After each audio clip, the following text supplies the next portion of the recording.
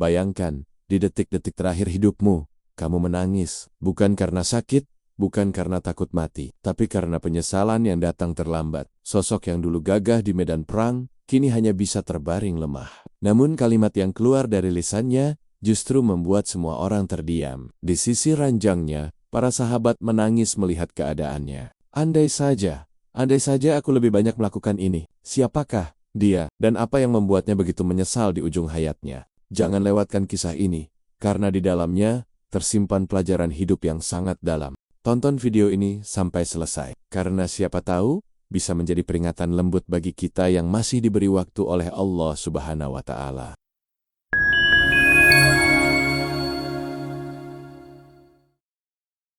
Inilah kisah Syaban, seorang sahabat Nabi yang menyesali satu hal besar.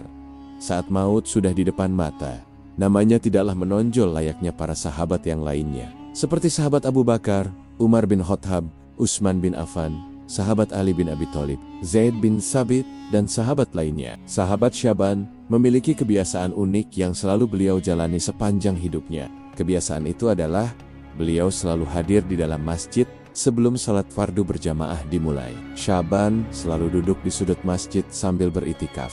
Alasan ia memilih sudut ruang masjid bukanlah supaya mudah untuk tidur sambil senderan, tetapi agar tidak mengganggu jamaah lain yang ingin beribadah. Suatu ketika, Syaban tidak ada di posisi tempat ia biasa beritikaf. Rasulullah yang hendak memulai sholat subuh berjamaah pun mulai bertanya-tanya, di mana Syaban berada? Tidak ada seorang pun yang melihat Syaban, yang menyebabkan sholat jamaah pun ditunda beberapa saat. Kok tidak biasanya, setelah beberapa waktu tidak ada tanda-tanda kehadiran Syaban, Rasulullah pun segera melaksanakan jamaah salat subuh. Rasulullah khawatir jika terlalu lama menunggu, salat subuh berjamaah akan terlaksana terlalu siang. Selesai melaksanakan jamaah, Rasulullah pun bertanya kepada para sahabat yang hadir dalam jamaah salat subuh itu. Ada yang tahu di mana rumah Syaban? Salah seorang sahabat mengetahui di mana persisnya letak rumah sahabat Syaban.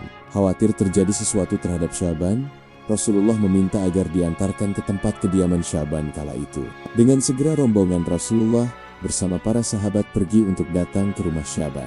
Perjalanan ditempuh amat panjang, hingga jarak antara masjid menuju lokasi kira-kira ditempuh mulai setelah salat subuh, sampai waktu afdol untuk melaksanakan salat duha. Sesampainya di depan rumah, Rasulullah pun mengucap salam sambil mengetuk pintu. Kemudian, keluarlah seorang wanita sambil membalas salam serta membukakan pintu. Rasulullah bertanya, benarkah ini rumah Syaban? Wanita itu menjawab, iya, saya istrinya. Rasulullah kembali bertanya, bisakah kami bertemu dengan Syaban? Tadi pagi, beliau tidak hadir waktu jamaah salat subuh bersama kami. Wanita itu menjawab sambil menitikan air mata di pipinya. Mohon maaf ya Rasulullah, beliau sudah meninggal pagi tadi, tepat sebelum azan subuh. Innalillahi wa inna ilaihi raji'un. Beberapa saat kemudian, wanita itu bertanya kepada Rasulullah, ya Rasulullah, ada sesuatu yang ingin saya tanyakan kepada engkau. Rasulullah pun menjawab, silakan, apa yang hendak ingin kau tanyakan? Wanita itu berkata, tadi sebelum ia meninggal, ia berteriak 3 kali dengan kalimat yang berbeda. Rasulullah pun kembali bertanya, apa saja kalimat yang diucapkannya? Dalam masing-masing teriakan ia berkata, aduh, mengapa tidak lebih jauh? Aduh, mengapa tidak semuanya? Aduh, mengapa tidak yang baru? Rasulullah kemudian memberikan penjelasan dengan amat rinci. Ketika menjelang sakaratul maut, seluruh amal perbuatan yang telah Syaban lakukan ditayangkan ulang oleh Allah Subhanahu wa Ta'ala. Semua peristiwa yang disaksikan oleh Syaban tidak dapat dilihat oleh orang lain. Di samping amal perbuatan, Allah juga memperlihatkan ganjaran yang Syaban terima. Teriakan pertama, aduh, mengapa tidak lebih jauh? Dari perjalanan yang amat panjang itu, Syaban diperlihatkan ganjaran yang ia peroleh dari setiap langkah kakinya. Andaikan jarak rumahnya dengan masjid lebih jauh lagi, tentu pahala yang ia peroleh semakin banyak dan berlipat-lipat. Dalam penayangan itu, Syaban menyaksikan suatu amal yang biasa ia lakukan setiap hari, berupa perjalanannya. Pergi ke masjid untuk melaksanakan salat berjamaah. Saat ia berteriak, timbul penyesalan dalam diri Syaban. Teriakan kedua, aduh, mengapa tidak yang baru? Saat musim dingin, angin menghembuskan hawa dingin yang menusuk hingga ke tulang. Syaban yang hendak pergi ke masjid pun kembali ke dalam rumah dan mengambil baju untuk outer. Syaban sengaja mengenakan baju yang baru di dalam, sedangkan baju yang jelek di luar. Syaban sengaja melakukannya karena nanti jika terkena debu, Atau kotoran di jalan hanya terkena di baju yang luar, sedangkan baju yang dalam masih bersih dan dapat digunakan untuk salat berjamaah.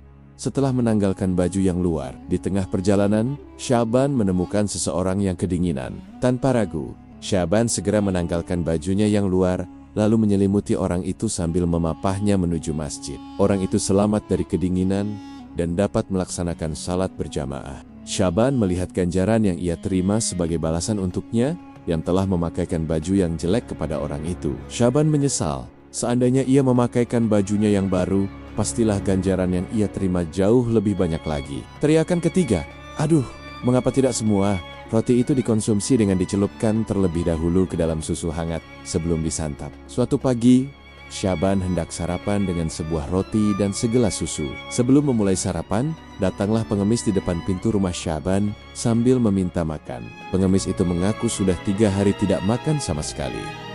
Syaban pun merasa iba. Ia pun membagi rotinya menjadi 2 bagian, sama besar, dan juga membagi susu ke dalam 2 gelas yang sama banyak. Syaban pun diperlihatkan ganjaran yang ia terima dari memberikan sebagian roti dan separuh susu yang hendak ia makan untuk sarapan. Andaikan ia memberikan semuanya, tentu pahalanya jauh lebih besar lagi. Syaban telah pergi, namun penyesalannya meninggalkan pesan yang dalam.